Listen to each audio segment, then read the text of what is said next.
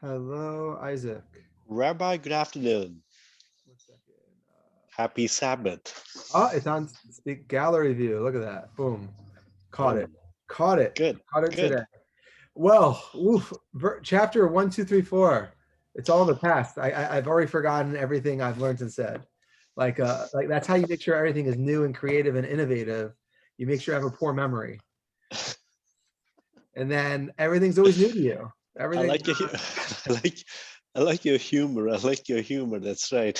What is the Sermon on the Mount? I have no clue. We'll have to see what meek or poor or what's happening. We'll see. But today, I can't thank you enough for introducing me to Rabbi Elijah Soloveitchik. I've oh been my God, I reading didn't his introduce you. Google did. I've never heard of the guy. you did. Now I finally got a copy of his book and I've been reading his book. He's Finally, you got the book. We found on Google this week. Look, yes. what alacrity in Isaac's step. Well, the book was way beyond my price range, and I found a deal which was within my price range. And so anyway, so Well, he the Google preview only had like chapter whatever, so we couldn't even see what he says on. So I hope you're able to bring some of his notes yes, and ideas into our discussion because yes, I was he was quite remarkable. Turns out he's the first Jew in modern history to write a commentary on the Gospels, or Matthew and Mark in particular. It sounds like we lost his commentary on Mark. That's been gone, and so we have his copy of we have his copy or his commentary on Matthew, so. What's and his full name? It's Elijah Salvation. That you said? yeah, Elijah Soloveitchik. Okay. Elijah Var, I love to look up his name, Elijah Var Soloveitchik. Okay. So listen, I hope you're able to look him up, and when I say false rabbinic information, you're able to correct me now because you have a trustworthy Jewish text. Um, I have to look up his book again. Yeah. so he was one of the grandsons of the Brisker Rub. So he would have been Rabbi Soloveitchik's uncle. He was well ahead of Joseph Soloveitchik. Elijah ZVI. And how do Yeah, you so that's actually my son's name. Uh, Tzvi. But yeah, so anyway, so he was an uncle, smart guy. His commentary was originally in Hebrew. he lived in Um, Russia. yeah, He it was was born in translated to French. Okay, good to know. Okay, listen, he was please, born in Russia. Go ahead. everyone then was born in Russia. All Jews at one point were born in Russia, and then you either Okay. died in Russia or you left. Those are the two choices: die at a premature age or you leave. Okay. Mhm. So we finished chapter 4. We have lots of talks of crowds, and I think this is something that from scholarly debates, it's always hard to decipher the honestly the minority, or what is happening away from what we call the charismatic main person. So whenever we talk about crowds, whenever we talk about the populations, I even mentioned that synagogues were much smaller than we even imagine. So Mhm. we're not going to be able to decipher when we talk about who Jesus is talking to from a quantity perspective. But it's very interesting that very clearly that at the end of chapter 4, it's very clear. We almost like kind of transition to saying that he's teaching in public, and immediately the crowds start to form. So I don't want to go into like what a populist kind of religion would be, but it's really interesting. A lot of times, some people take great pride in the fact that no one follows them. They take great pride, like I am the truth, and if you'll follow me or don't follow me, that is the reality. And what we see is that the New Testament wants us to know that this was not an individual and a couple disciples. This was a movement that was started by John or by Jesus with the leadership of whatever messianic or prophetic attitudes they had towards God. So I just think we always have to keep that the context that I don't want to use the word propaganda, but it feels like an advertisement. These guys are doing it. You should do it. So I would So, have well, that yeah, attitude. I hear you. So, but the gospel doesn't tell us how Jesus felt about this. or how or how the disciples felt about this. At least again in Matthew chapter 4, even though we had all these crowds following him, it does not speak about how did he respond to this. Was he receptive? Was he was he kind of looked at them with what's the term I'm looking for? He looked at them as in he didn't trust them, because later on in the gospel it says that Jesus knew what was like, he didn't trust to their words because he knew what was in them. So I think at this point the way I look at this is, well, thanks for your insight yesterday. We said the focus should be on the main character, the people, the disciples, they all come in and go out, The meek start meek and the meek finish meek. But Jesus, on the other hand, the Beatitudes says, is quite. you can look at it in a different way.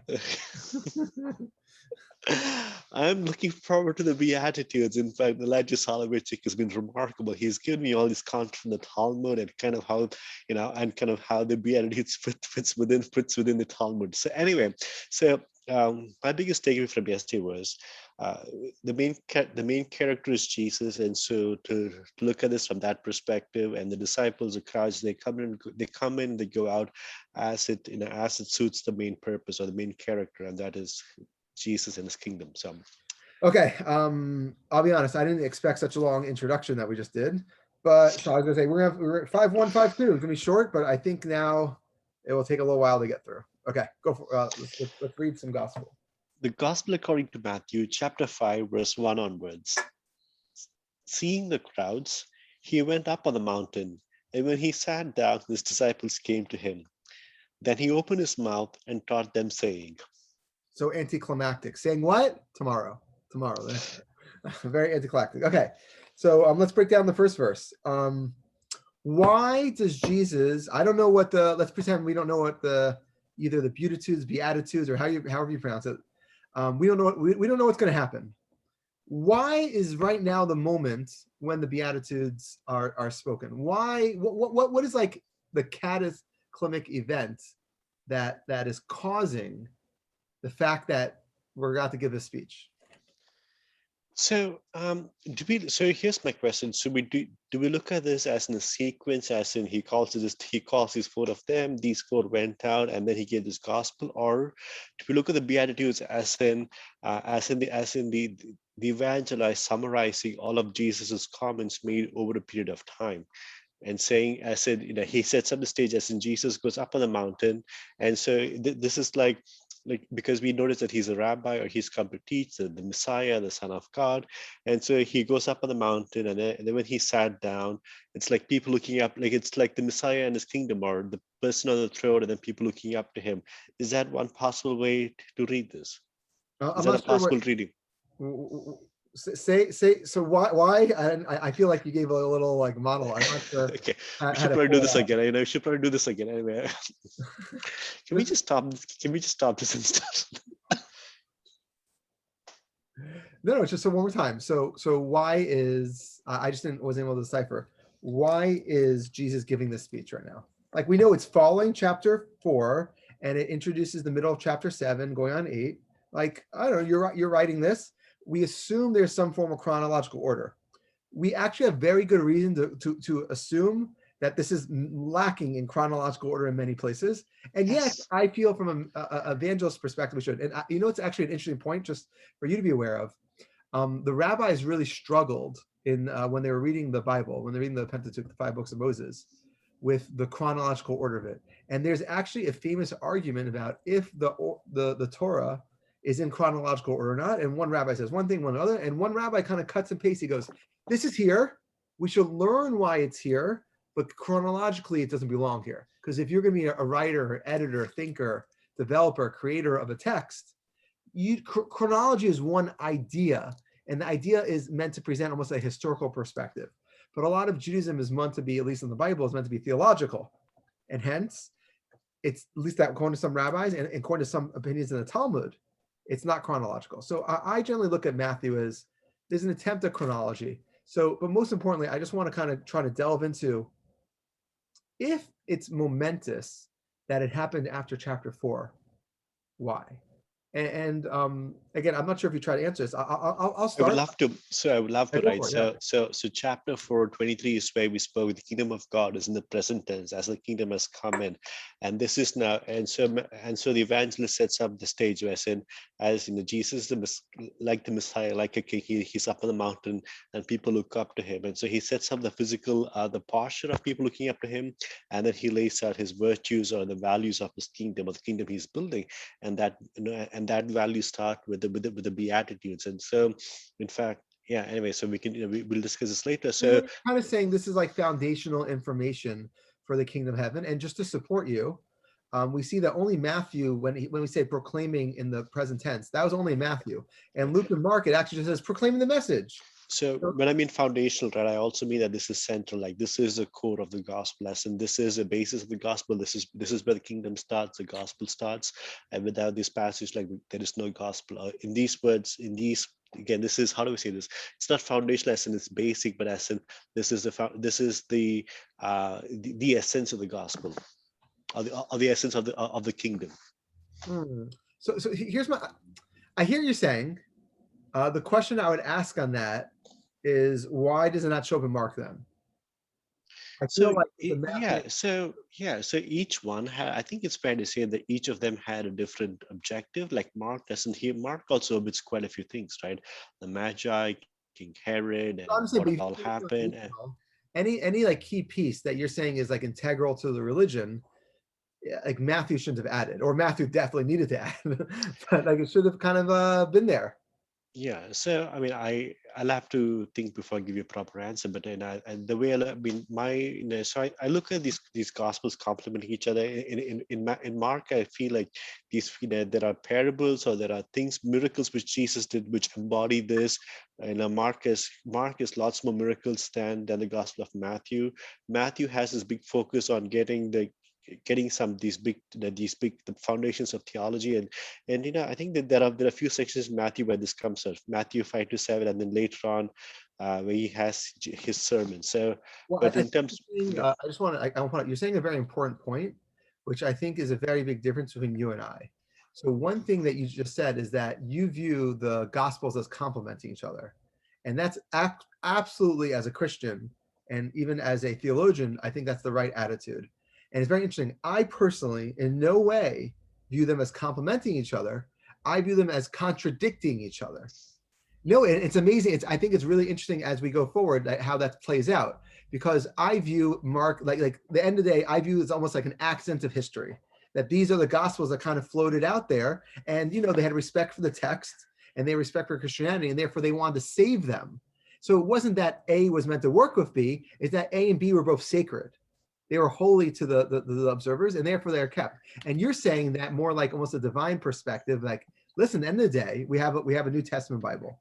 And the New Testament Bible, we have to say that there's some divine hand molding that. And the fact that we don't have, let's say, the Gospel of Peter or the Gospel of Thomas as part of the Bible, while we do have Mark and Matthew, is meant to be some additional lessons of that are complement each other. And I think that's a really interesting point for like understanding our perspective. Yeah, so I'm not equipped to answer the Gospel of Peter, the Gospel of Thomas. Again, I've heard about them. I haven't read them, so and I can speak to historicity and can. So as the every normal person reading Matthew and Mark, I look at them as complementing each other. As in, there are, as you've mentioned, there are aspects in Matthew which the foundational aspects, the Beatitudes, which are not there in Mark. And so I look at Matthew as having this rich theology. It's written for a certain audience, and God and Mark has a different flavor, a different perspective. It's not to Yeah, say it doesn't deny that. It's more focused on a certain kind of how this played out, or of how Jesus did. And it doesn't feel like that was Matthew's focus, because there seems to be a constant theme in Matthew where he has these chunks of, again, just continued long conversations from Jesus. One is Matthew 5 to 7, and later on, I think it comes further down in. I'll have to look this up. Which one? Right? He oh, you can speak say for the future. I'm not gonna look it up. Don't worry. anyway. So I can see why this is here, or this, because this is. I would not discount this as found as not being foundational just because it's not there in John Yeah, or again, like, I in think that's a really or in important Mark. point. Okay, so let's throw out a couple. I want to throw out three important points. One, if you want to be a literalist or and just see what does 5:1 say, it says when Jesus saw the crowds, he went up the mountain, he sat down, blah, blah, blah, and he spoke. It almost sounds like a consequence of crowds equals I am going to be your intermediary between God and the world, and I'm going to push out ideas. I don't read it this way. I mean, I'm When surprised. Jesus saw the crowd, I'm sorry, one I'm second. sur- When Jesus saw the crowds, it says, you need to explain that then. You don't have to read it the same way. But it actually doesn't say he did it without reason. That line which says when Jesus saw the crowds, it means that the crowds initiated that process. And if there was no crowds, this would not have happened. Okay, so do you see any difference between him teaching on the crowd, teaching this in the mountain this way, to versus preaching in the synagogue, right? Synagogue, as you mentioned, he probably did. He Yes, was like, right? yeah. In the synagogue, we don't even know what he said. It wasn't we even important enough to write down for yeah. Matthew. So I don't look at his sermons as in synagogue being completely different sermon on the mount or sermon which he gave from sitting up on a mount. As in, I think there were common themes. Matthew he didn't explain this there, but he's taken the time to explain this, to kind of give out hash out every single thing which as part of his I would theology. say, And I so would notice, he sets it. I disagree. I think in chapter 4, there's an over focus on crowds and healing. And I think this is the consequent. That's how I read Matthew. Why did he go up the mountain right now? Because they're, Yeah. yeah. I mean, that's what the text says, literally. But I want to note, it's really interesting because I don't know if he knew the Beatitudes before, if he created them on the spot. I'm not interested into where they came from, but I want to take note of when you compare Matthew to Luke, two different attitudes of where I think the Beatitudes came from. And I think it's really, really interesting. So he went up the mountain, and in Luke it says he went out to the mountain to what? To pray. I'm going to read you just Luke 6:12. Now, during those days, he went out to the mountains to pray. It's not about the crowds. It's that he's actually having a moment of meditation, a moment of isolation, a moment of aloneness. A mountain is a place where other people can access. It's literally the opposite of crowds. And what happened? And he spent the night in prayer. Not only was he isolated at that moment that he was praying by himself on a mountain, but it was also at night when other people couldn't access. So I view Luke, and again, like you're saying, there's different ideas. I view Luke and Matthew as opposites in this way. And I think the Beatitudes, let me just try to get this idea out for you. I think the Beatitudes have a very rich significance specifically for you. I think that you're going to be very opinionated about the Beatitudes in a way that you're going to be less opinion about other things because it's somewhat like is in your blood, the Beatitudes, more than other things. And I think the reason is because we shouldn't try to figure out why one verse is more important than another verse. The verse is a verse. So I mean, I would, if I could, I would object to comparing Matthew 6, Luke 6:12 to this, because in Matthew, right, later on, he says that Jesus prayed, there are mass passages in Matthew which says Jesus spent all night in prayer. So, Right. all these three, But that didn't introduce the Beatitudes. no, yeah, hold on. So, so all these 3 years, right? Like, did he spend every single night in prayer? We don't know. We know that he spent some nights in prayer. Now, in terms of why Matthew didn't mention this at this verse, I think Because the Matthean community either believed it didn't happen or it didn't matter. okay, so so to your point, right? So this is, I think I like what he said earlier, right? This rabbi was saying, he spoke, did these things happen chronologically, or were they things just placed over here to prove a bigger point? Even if And it's not so, chronological, even if you're gonna say it's not chronological, what's it again? Like I want you to maybe soak up the differences and try to instead of trying to make it. So I want to point out the differences again because there's another very, very, very key difference that Jesus is speaking to the crowds. He goes up to the mountain when he saw the crowds as a consequence, and after he sat down, his disciples came up, and we have to break apart all these pieces. But in Luke, what happens is now during those days he went up the mountain to pray, spent the night, and then he looked up at his disciples and said, so they were kind of waiting outside the mountain. So okay, we're understand that. Yeah. okay, so let's focus on 5:1. So let's unpack this. So he sees the crowds. He went up to the mountain. When he sat down, his Okay, one disciples second. came So to him. why do you go up the mountain? I'm saying it's a consequence of seeing crowds, but that doesn't fully explain it. It's saying like the reason he went up the mountain is because he saw a crowd. But why did Jesus think to go up the mountain because he saw a crowd? You still need to answer that question, according to me. Right? Why? So Isaac, let's take a step back. Why do people go up mountains?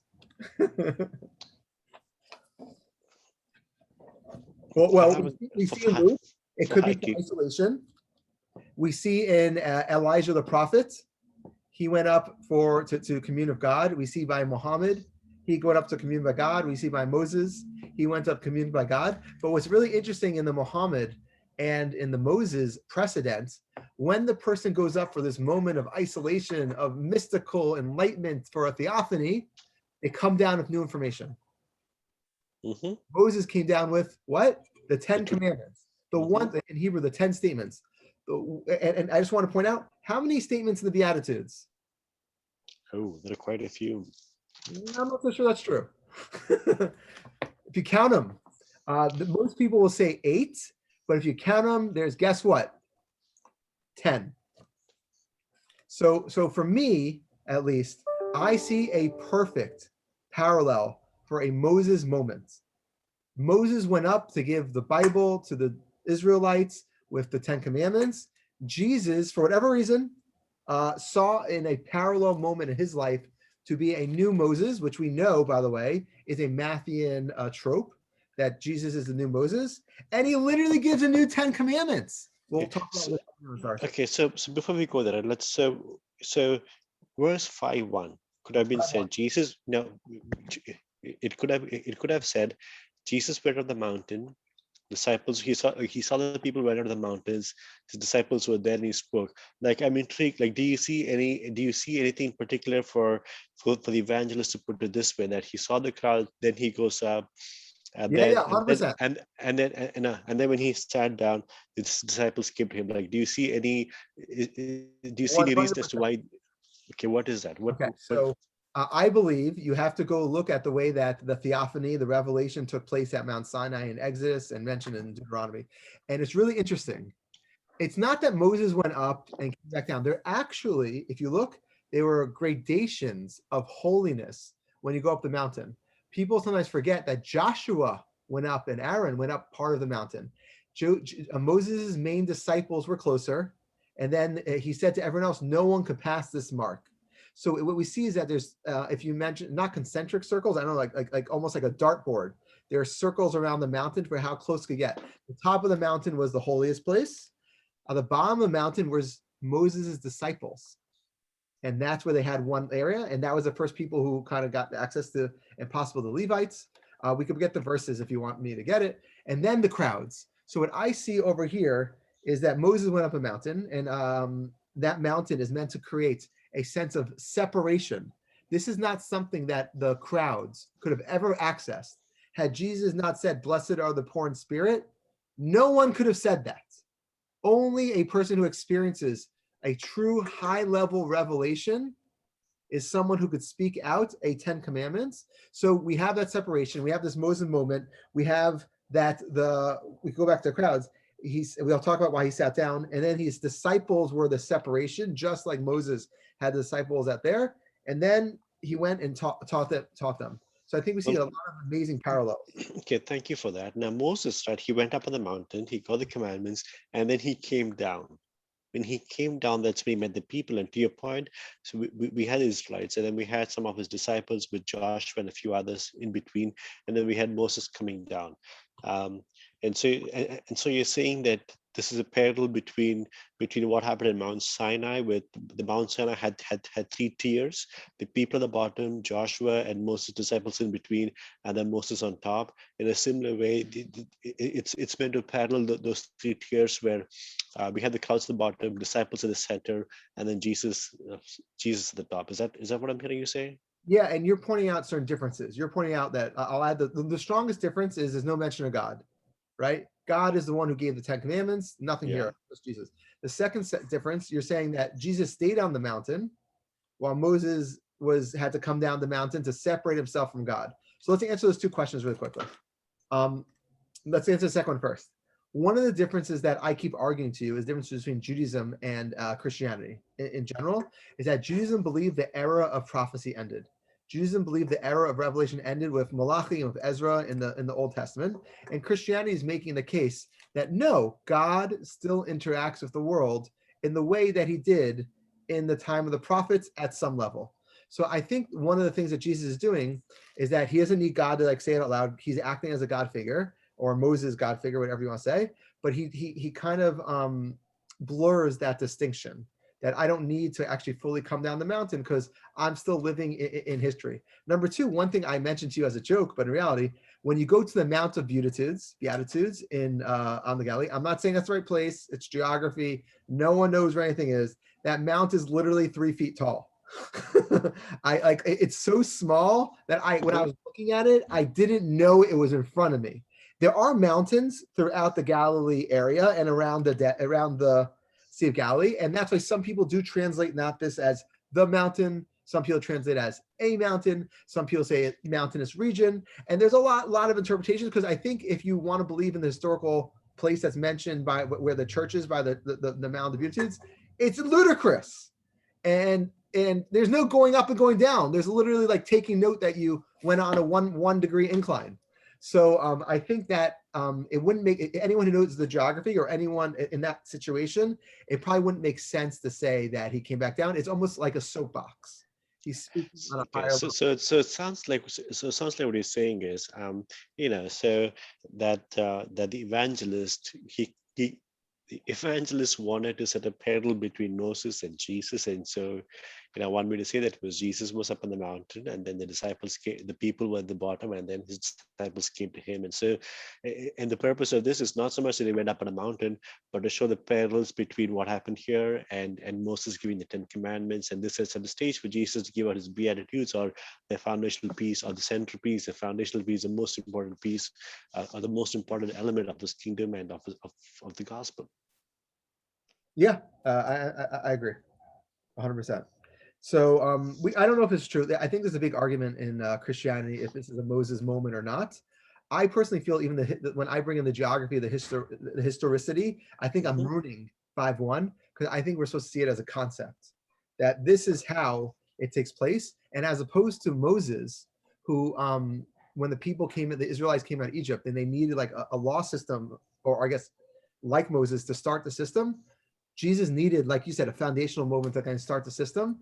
And while Moses was don't kill, don't murder, pragmatic laws, don't these are concepts. And this is definitely much more in line with the subversive. These are pragmatic. These are as pragmatic. Let's. I can't wait for us to start 3 onwards.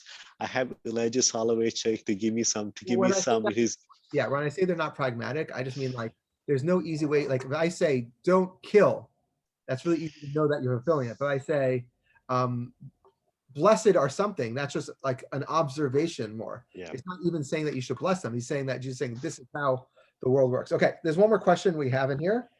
He sat down. I never imagined, I didn't even know this existed. I always imagined him like, hey, you guys, yelling it out. I never knew he sat down. Did you ever do you think of him sitting like Indian style on the ground? I've mostly glossed over 5, 1, and 2. When he said the Beatitudes. That's my question. Did you know that? I probably imagine that he sat on a rock or someplace because I've seen pictures of that. I imagine the opposite. I imagine like this moment of like, hey, I was so surprised when I see that he sat, and I'll be honest, I was happy when Luke said he was like Luke doesn't mention the sitting. So I was happy about that because at least I could still imagine that he was standing. Mm-hmm. I still have that part of my identity. So okay, let's take Matthew seriously. Why is he sitting? He's a king, and as a king, maybe he was meant to be the king. I don't know. I mean, I honestly don't know. 100%, there is a king moment. Let me tell you there's, according to rabbinic Judaism, there's 613 commandments in the Bible, and the last 2, one of them is write a Bible, and the other one is this commandment called Hak Hail.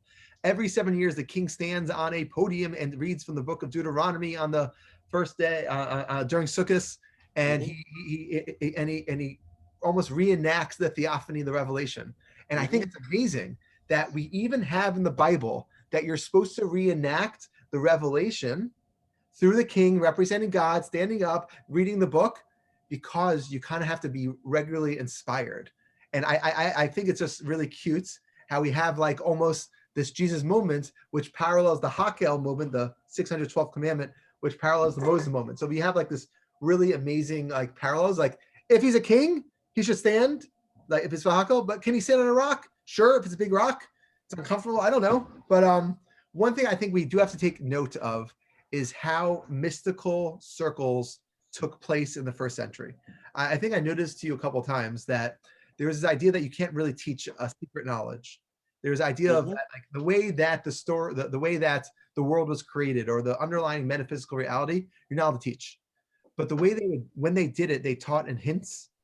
And what they would do is they'd sit, they'd put a prayer shawl on top of them, and kind of have like this private moment. So I think what I see over here is a really close parallel that I don't know if this is meant to be the mystical knowledge, but I do believe that this is meant to be the messianic knowledge, to how to have a like sapiential eschatology play out, that how do you relate to poor, meek, whatever. So I think we could definitely see that the sitting moment, this is the way in first century rabbinics that you convey secret knowledge or metaphysical knowledge or underlying knowledge, that you need to sit down. You can't, because when what happens when you're standing? You're moving, you're going on, you can't be in the moment. And this stuff is like almost like the root that you have, the foundation you have is that knowledge. So when he's sitting, he's acting as like almost like the king or the mentor, the mystical leader, the one who could teach you how to live in a messianic era. So for me, again, it's very important that it says he sat down. And then what does it say when he sat down? Exactly what you expect in a mystical circle. You see? His disciples came to him. Because in other words, it's amazing. I want to teach the Beatitudes to everyone, but can't work that way. They're not ready. If I say, blessed are the poor in spirit to John in the street, well, I shouldn't use John, I'm a Christian, to Andy in the street, so that's Andrew, all their Christian names, to RuPaul in the street. I knew that one was going to. So if I say it to, it's going to be meaningless. I can't say blessed are the poor in spirit. I have to teach it to my disciples. And again, like it could be the ones who understand it. As I said, in mystical circles, you only hint. Blessed be even you'll recognize blessed are the poor in spirit. We're not up to that yet, but it's big. That sentence doesn't matter. It's the 10,000 pounds of information that it drags along in theology and philosophy and ideology about how we should view the world is what's important. So I view this as like an amazing combination of the Moses mystico unio moments combined with the amazing first century rabbi. This probably gives us more context to what's going to come. Thank you. I didn't even realize that when he sat down, that this word when he sat down has this much deep. That's why I'm sitting right now, Isaac, because I think sometimes if I stand, can't convey this information. So am I supposed to look up to you in awe, as in look upwards, or can I look at you this way? How much? I'm saying I'm sitting so I can learn from you, not so you can learn from me. No. It's the other way around.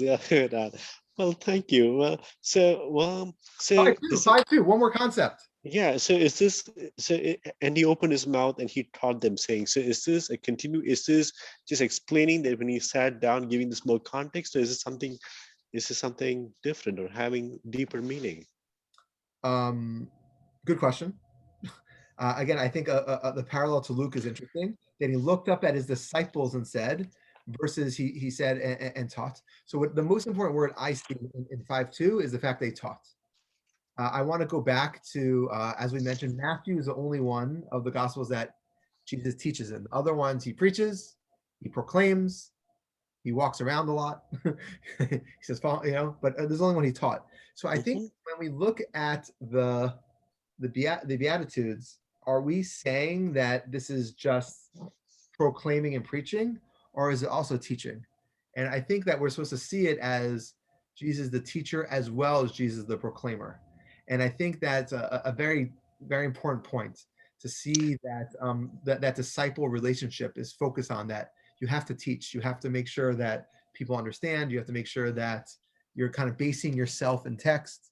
Okay, what do you want to say? So do you have a term for, like, or do you have a term to represent Jesus teaching this mystical knowledge to his disciples? Like, again, blessed the poor in spirit, the this kingdom of heaven. That's straightforward. I think to your point earlier, it's what this drags along, what this means, and all this. So is this teaching, or is it proclaiming, or is it a different term? I look at proclaiming like. I look at what John did, what Jesus did, repent, the kingdom of heaven is at hand. That's a form of proclamation.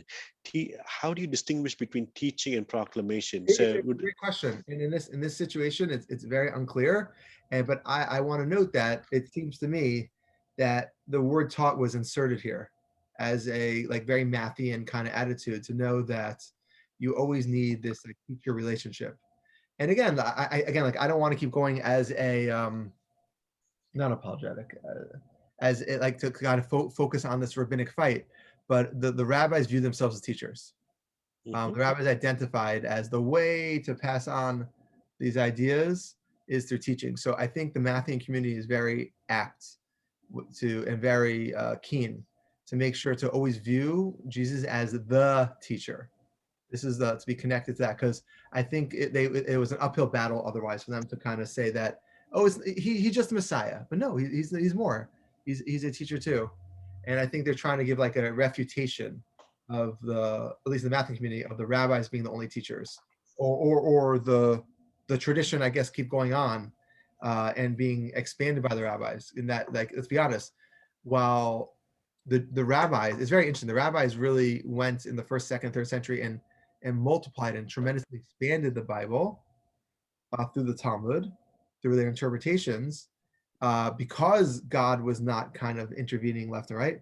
And what happens is Christianity kind of more minimizes, because God's intervening, we still have the message. So you don't need multiple levels of creativity, multiple levels of like different ways to look at things, because you're still getting it firsthand. It's an interesting. Yeah, and that probably also leads to antinomianism too, right? In a sense where, When I well, wake up, it leads to antinomianism. Everything huh? leads. I didn't hear you. I lost you. What did you Everything say? leads to antinomianism. Uh-huh. Well, I appreciate this perspective that he went up to the mountain, the parallels between Jesus and Moses, and he sat down. I didn't realize that the posture of sitting down conveys rich meaning. And he opened his mouth and taught them, saying, um, "To be continued." Even when you look at, it's 100%. So I definitely would look at what, Exodus, check it out. Exodus verse 9, chapter 19, the whole chapter. And it says Exodus 19. in 19:17, that Moses led the people out of the camp to meet with God, and they stood at the foot of the mountain. He literally led them to the mountain and said, but don't go any farther, because you're going to die. Which verse is this? I think it's 19:17 or 19:18, something like that. 19. Okay. But the whole chapter 19 talks about like all the different things they have to do to prepare for the theophany, for the revelation.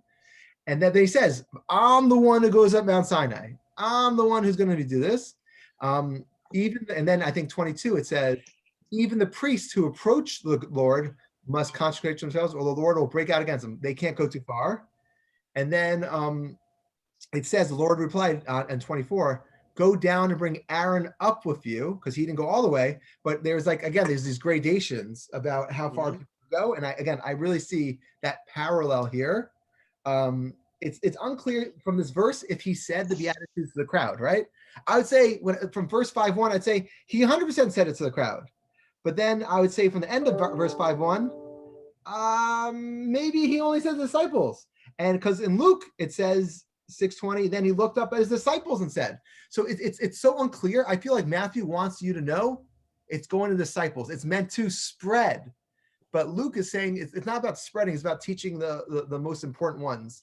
So it's really, again, like, I think Matthew is all about like this almost like level of propaganda and advertisement and kind of getting it I out. really think you should write a book, honestly. Oh my God, Even Elijah Soloveitch doesn't speak about this. I think this would be a great way for me again to. I actually have a phenomenal ghostwriter. His name is Isaac Stefanraj. If you want to know him, I can send you his address and his phone number. But he actually is closer to the Holy Spirit today than most people, and that his ghostwriting is magical. Okay, I'm gonna call it a day. On that note, Rabbi, thank you.